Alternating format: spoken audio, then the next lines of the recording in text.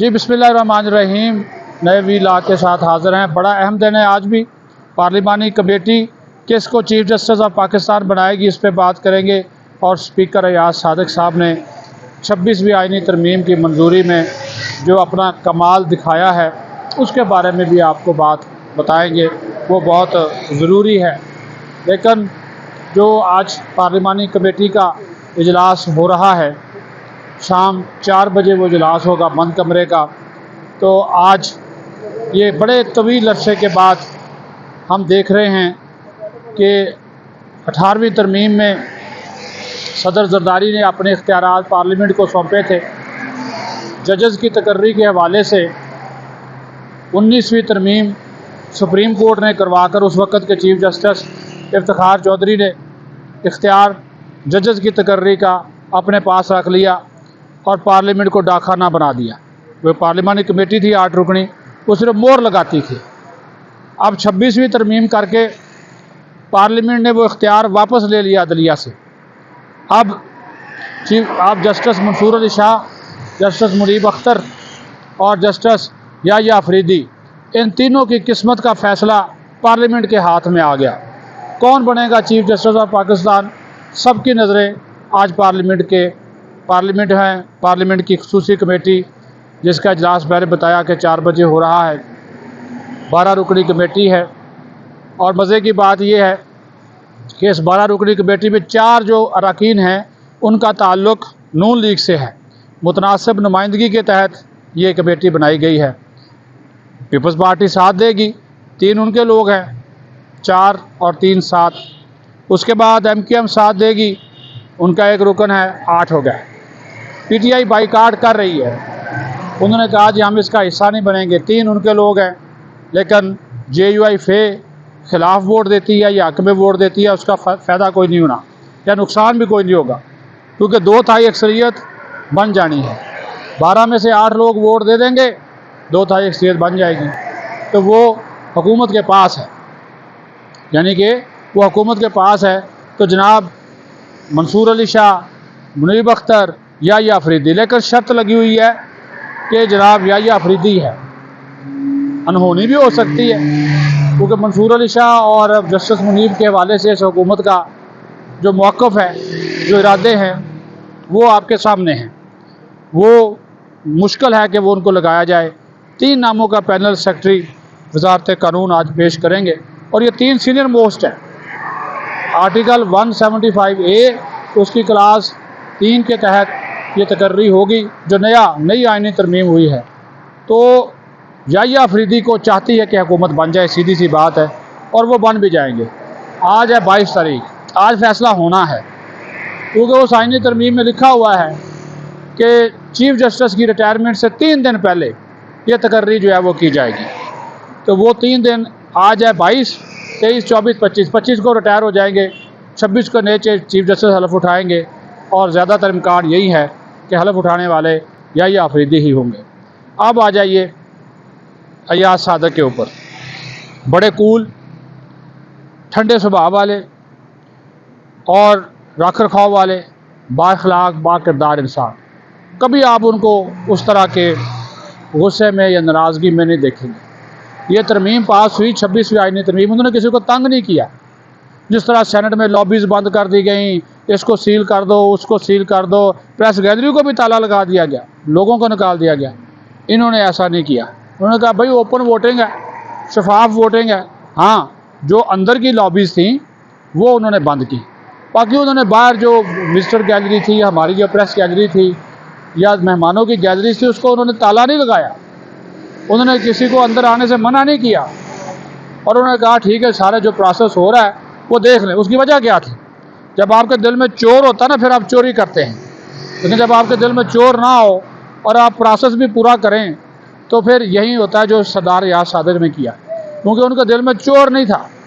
चोर इस वजह से नहीं था कि बंदे पूरे थे, 224 चाहिए थे, 225 आ गए। अयाज सादिक साहब का एक चैम्बर ऊपर भी है, मैं पहले भी बता चुका हूँ, 4थे फ्लोर पे, और एक नीचे है। वो जब बरीक वारदात डालनी होती ना, बरीक वारदात से मुराद को गलत बात नहीं है ये अरकान को मनाना, क्योंकि इनकी अपोजिशन और हुकूमत दोनों से दोस्ती है। ये कोई वो जो एक स्पीकर होता है ना, कस्टोडियन ऑफ द हाउस, वो वाला किरदार इन्होंने निभाया है। और ये उस दिन भी इन्होंने सबको कहा कि भाई मैं कोई गलत काम नहीं करने वाला, मैं कोई ये लॉबी जूबी या मीडिया को बाहर नहीं निकालने वाला। और इन्होंने कहा कि जनाब अगर आप ये मीडिया को बाहर निकालेंगे, लॉबीज बंद करके, मैसेज अच्छा नहीं जाएगा। आपके पास नंबर पूरे हैं तो क्यों ये रिस्क लेते हैं? ये रिस्क लेने की ज़रूरत नहीं है। साफ शफाफ तरीके से आप वोटिंग कराएं, आपके पास फिगर्स पूरे। उन्होंने कहा मैं तो वोट तब डालूंगा ना अगर आपके पास नंबर्स पूरे ना हो। मीटिंग्स होती रही, वज़ीर दाखिला उनके पास गए, इशाकदार गए और अपोजिशन के लोग जाते रहे। उन्होंने सबसे यही कहा कि मैं प्रोसेस पूरा करूंगा, और उन्होंने किया। और उन्होंने इस चीज़ के ऊपर भी हुकूमत की बात नहीं मानी कि हुकूमत कह रही थी कि 27 सिक्के हैं, 27 को 27 एक ही मरतबा ले आएँ, टेकन एज रेड ले लें। उन्होंने कहा नहीं जी, प्रोसेस पूरा होगा, हर सिक्के के ऊपर 2/3 वोट लाजमी था, वो उन्होंने पूरा किया। ये माजी में हो चुका है। जब LFO मंजूर हो रहा था, साबिक स्पीकर थे अमीर हुसैन, उन्होंने टेकन एज रेड करके जनाब सारी सिक्के पास करा दी। लेकिन उन्होंने कहा कि नहीं, हर सिक्के के ऊपर लाजमी तौर पर वोटिंग और 2/3 अक्सरियत। रोल अपना प्ले करते रहे, अपोजिशन के अरकान को भी मनाया, उनका तावन भी लिया, उनको बोलने का पूरा मौका भी दिया। हुकूमत ने कहा हर पार्लिमानी लीडर बोलेगा।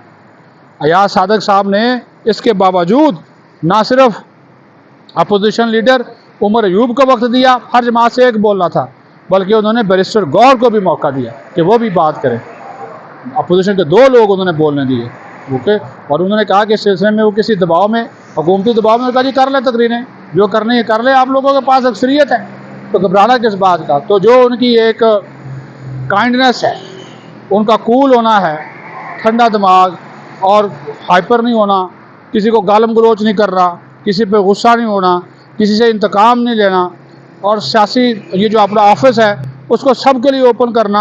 आप देख लें उनके चैम्बर में अपोजिशन वाले भी जाते हैं, हुकूमत वाले भी जाते हैं। वो जब बाहर को डेलीगेशन जाता है या कमेटी बनाते हैं, उसमें अपोजिशन को भी शामिल करते हैं। उनके दिमाग में कोई ऐसी चीज़ नहीं चल रही। अच्छी बात है, ये जमहूरियत की मजबूती के लिए और इस पार्लियामेंट की मजबूती के लिए बहुत ज़रूरी है। और ये पहले भी चूँकि स्पीकर रह चुके हैं, 30वीं मरतबा बने हैं, इनको पता है। तो इसी वजह से इन्होंने कहा कि मुझे अपने अंदाज से काम करने दें, और हुकूमत का भी दबाव बर्दाश्त नहीं किया, अपोजिशन के दबाव में तो बिल्कुल नहीं आते। अपना जो काम है तसल्ली से किया और पूरा प्रोसेस मुकम्मल करें। सुबह के 7 बज गए, 6-7 हो गए, हम वहीं पे थे, लेकिन उन्होंने मीडिया की रिपोर्टों को भी सराहा है। ये भी आपको बता दूँ, मीडिया को खराज तहसीन पेश किया, तमाम पार्लिमानी रिपोर्टर्स को, पार्लिमानी रिपोर्टर एसोसिएशन को, कि हमने कोई ऐसी हरकत नहीं की। वीडियो बनाने पर पाबंदी थी, उसको फॉलो किया गया। प्रेस गैलरी खुली थी, अरकान आते रहे, मीडिया के अरकान हमारे दोस्त हैं, वो आते रहे, कवर करते रहे, किसी के ऊपर कोई बैन नहीं था।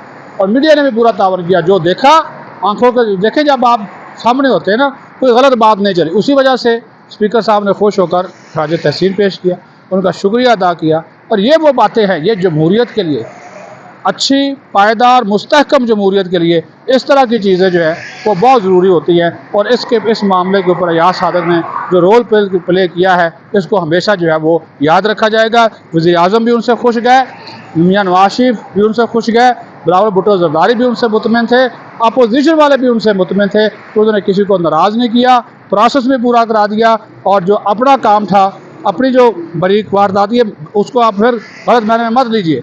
बरीक वारदात उन्होंने अपनी डालनी थी, वो डाल के अपने इदारे को बचा लिया, अपनी कुर्सी को मजबूत किया। मजबूत करने से मुराद स्पीकर की कुर्सी को मजबूत किया, ज़ाती कुर्सी को नहीं, क्योंकि वो कस्टोडियन की कुर्सी है। और जब कस्टोडियन ऑफ द हाउस उसके ऊपर बैठता है, तो फिर जो चीज़ें होती हैं, आप गैर जानबदारी दिखाते हैं, तो फिर हर कोई आपकी इज़्ज़त करता है। और इज़्ज़त दिल से की जाती है, मुँह से नहीं की जाती। और अरकान इनकी दिल से इज़्ज़त करते हैं। अपना ख्याल रखें, बहुत शुक्रिया।